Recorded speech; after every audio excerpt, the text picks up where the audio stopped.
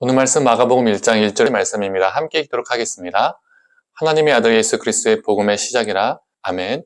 오늘 아침 묵상 말씀부터는 이 마가복음을 가지고 함께 나누게 됩니다. 이 본문 1장 1절을 보면 이렇게 말하고 있습니다. 하나님의 아들 예수 그리스도의 복음의 시작이라. 그리고 마가복음이 16장으로 구성되어 있는데요. 이 마가복음의 거의 끝에 부분에 해당되는 15장 39절에도 이런 말씀이 있습니다. 백부장이 십자가에 달린 예수님을 보고 진정으로 이 사람은 하나님의 아들이다 라고 고백을 하죠. 즉 마가복음의 앞부분과 이 뒷부분이 예수님이 하나님의 아들이다 라고 말하고 있습니다. 이것을 수미 쌍관이라고 하죠. 이 마가복음 전체 주제는 십자가에 못 박혀 죽은 예수 그리스도는 하나님의 아들이다 라는 것입니다. 하나님의 아들이시기 때문에 구원을 가져오실 메시아라는 것이죠. 예수님이 하나님의 아들이다, 그리고 그분이 그리스도다, 이 말은 우리에게 당연한 말처럼 들리지만 그 당시 로마 치하의 시대적 상황을 볼 때에는 이 발언은 매우 위험한 발언이었습니다. 왜 위험한 발언이었을까요?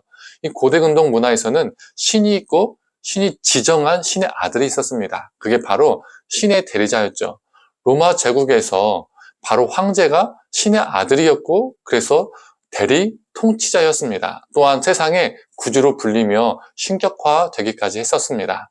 그런데 이 호칭을 예수님에게 붙인 것입니다.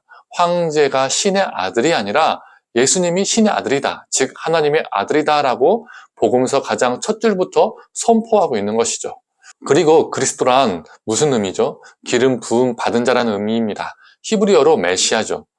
유대인들에게 메시아, 그리스도란 자신들을 구원해줄 구세주로 믿어졌습니다. 그래서 메시아가, 그리스도가 언젠가 나타나 자신들을 구원해줄 거라 믿었던 것이죠.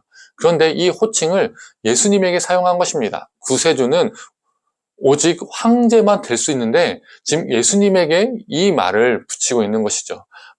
반역자로 몰려 목숨을 잃을 수도 있는 이 발언을 마가는 이 마가복음의 시작에 기록하고 있습니다. 이것이 마가복음이 시작부터 내건 신학적 메시지입니다. 그리고 오늘 본문 하나님의 아들 예수 그리스도, 이 문장 다음에 또 어떠한 문구가 옵니까? 복음의 시작이다라는 말이 나옵니다.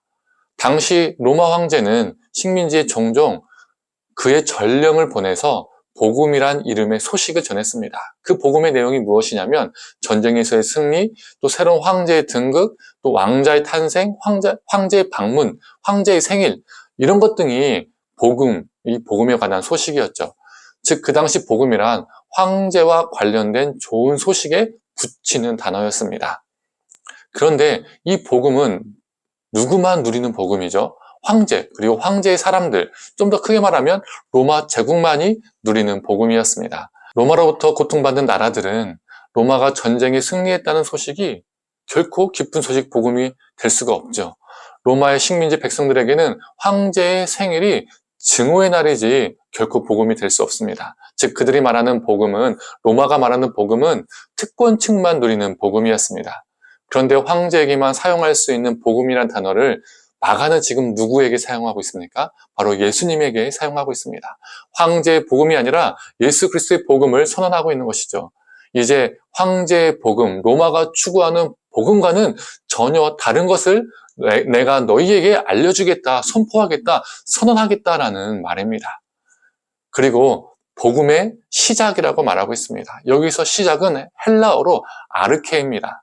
이 단어의 뜻이 무엇이냐면 기준, 모범의 뜻을 지니고 있습니다. 즉 마가가 1장 1절에 예수 그리스도의 복음의 시작이라고 말하는 것은 황제의 복음의 기준은 황제의 생일, 자기의 아들이 태어난 날, 전쟁에서 승리한 날, 이런 게 기준이지 자기에게 좋은 날, 자기에게 이득되는 날이 복음이지, 그런데 예수 그리스도의 복음의 기준은 완전히 달라. 질적으로 달라.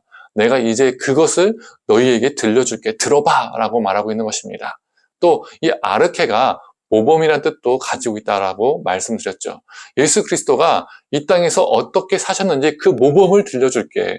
그 복음의 모범을 너희에게 말해줄게 라고 말하고 있는 것입니다. 오늘 이 짧은 1절만 가지고 나누었지만 우리에게 주는 메시지는요, 큽니다. 하나님의 아들 예수 그리스도는 나에게 진정 어떠한 분인가? 나의 구세주는 혹시 다른 것인가? 또한 나에게 진정한 복음은 무엇인가? 예수 그리스도이신가? 아니면 세상의 좋은 것들을 얻고 가지는 것이 나에게 복음인가? 또한 나는 예수 그리스도의 삶의 모범을 따라 살아가고 있는가? 예수가 나의 삶의 기준인가? 나의 복음의 기준인가? 아니면 다른 것이 나의 복음의 기준인가? 라는 질문을 던져볼 수 있습니다.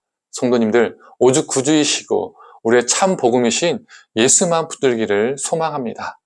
우리의 복음의 기준이 다른 무엇이 아니라 오직 예수님이기를 원합니다. 우리가 따라가야 할 모범은 오직 예수님뿐입니다. 예수의 복음이 우리 삶의 기준이 되기를 간절히 축원합니다. 함께 기도하겠습니다. 하나님, 다른 것이 우리 삶에 복음이 되지 않게 하여 주시옵소서. 오직 예수 그리스도만이 우리에게 복음이 되게 하여 주시옵소서.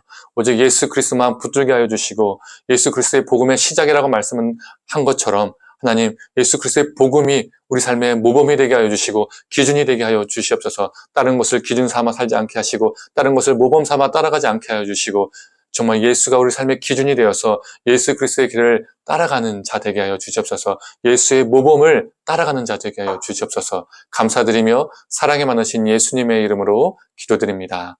아멘.